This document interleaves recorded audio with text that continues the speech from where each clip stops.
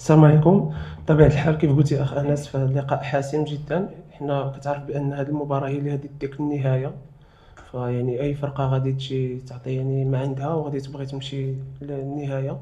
فحنايا عازمين إن شاء الله على أننا هاد النتيجة اللي ما شرفتناش في مباراة الذهاب أننا نعوضوها إن شاء الله قدام أمام الجماهير ديالنا إن شاء الله. باش يمكن لك أنك دير ريمونتادا وتفوز في مباريات الإياب. فكاينين بعض العوامل اللي أنك خصك تكون مركز فيهم في الملعب، ولا سيما أن الجماهير ديالك كذلك حتى هي خصها تعاونك الدعم. يعني الدعم اللي في أوقات يعني أنك تكون يعني ما كونسونطريش ولا تحاول تحمسك وتدفعك يعني باش ديما تمشي للأمام.